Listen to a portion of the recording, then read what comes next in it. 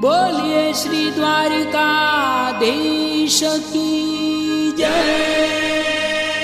बोलिए श्री रणछोड़ राय की जय।